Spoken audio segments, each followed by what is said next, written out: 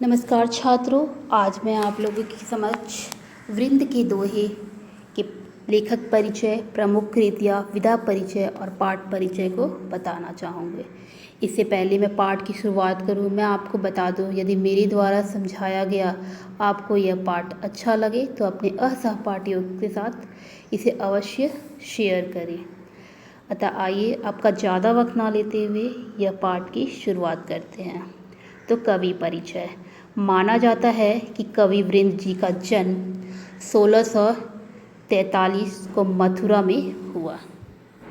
रीतिकालीन परंपरा के अंतर्गत इनका नाम आदर के साथ लिया जाता है। अतः इनका पूरा नाम वृंदावन दास है। इनकी रचनाएं रीतिबद्ध परंपरा में महत्वपूर्ण स्थान रखती है। इन्होंने काव्य के विविध प्रकार में रचनाएं रची हैं। बारहमासा में 12 महीनों का सुंदर चित्रण किया है और यमक सतसई में विविध प्रकार से यमक अलंकार का स्वरूप स्पष्ट किया है। इनके नीतिपरक दोहे जनसाधारण में बहुत प्रसिद्ध हैं और लोक व्यवहार में अनुकरणीय है। इनकी भाषा सहज, सुंदर तथा लोक भाषा से जुड़ी हुई है। इनकी भाषा में वृक्ष तथा अवधि भाषा के शब्दों की बहुलता देखी जाती है। इनके द्वारा दिए गए दृष्टांत आपकी यानी कि इनकी भाषा के साथ साथ भाव और कथ्य को भी प्रभाव उत्पादक बना देते हैं। अतः इस महान कवि का निधन 1723 में हो जाता है। आइए जानते हैं इनकी कुछ प्रमुख कृतियाँ जो वृंद जी ने लिखे। वृंद सतसई, समेत शिखर चंद, भाव, पंचशिखा, पवन पचीसी, हितोपदेश संधि, यमक सतसई, वचनिका, सत्यस्वरूप आदि। विधा परिचय। रीतिकालीन काव्य परंपरा में दोहा छंद का अपना विशिष्ट स्थान है।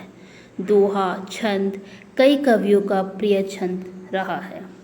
दोहा आदर्श मात्रिक छंद दोहे के प्रत्येक चरण के अंत में लघु वर्ण आता है।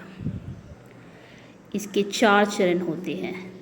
प्रथम और तृतीय चरण में 13 मात्राएं होती है तथा द्वितीय और चतुर्थ चरण में 11 मात्राएं होती है। आइए जानते हैं पाठ परिचय कि इस पाठ में किसके बारे में कहा गया है। तो प्रस्तुत दोहा में कवि वृंद ने कई नीतिपरक बातों की सीख दी है। मतलब वृंद के जो दोहे हैं वह उसमें बहुत सारी ऐसी बातें वृंद जी ने कही है जो कि नीतिपरक है। विद्या रूपी धन की विशेषता यह होती है कि वह खर्च करने पर भी बढ़ता जाता है।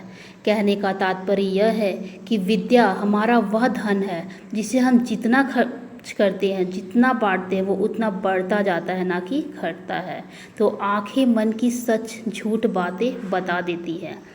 हमारी जो आंखें हैं वो मन की सच और झूठ बातें बता देती है जब हम विद्या रूपी धन को विशेष रूप से अपने जीवन में उतारते हैं। तो जितनी चादर हो मनुष्य को उतने ही पाँव फैलाने चाहिए। वृंद जी कहते हैं कि जितनी बड़ी चादर है पैर उतने ही फैलाने चाहिए। व्यवहार में कपट को स्थान नहीं देना चाहिए।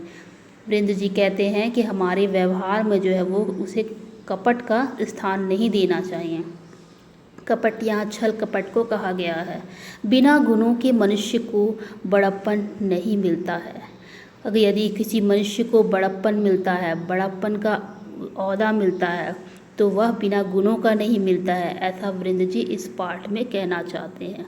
दुष्ट व्यक्ति से उलझने पर कीचड़ हम पर ही उड़ता है। वृंद जी कहते हैं कि यदि हम बुरे व्यक्ति से, दुष्ट व्यक्ति से उलझते हैं तो उन पर कीचड़ खुद पर ही पड़ता है। इसलिए उनका कहना है कि हमें दुष्ट व्यक्ति से नहीं उलझना चाहिए। संसार में सद्गुणों के कारण ही व्यक्ति को आदर प्राप्त होता है।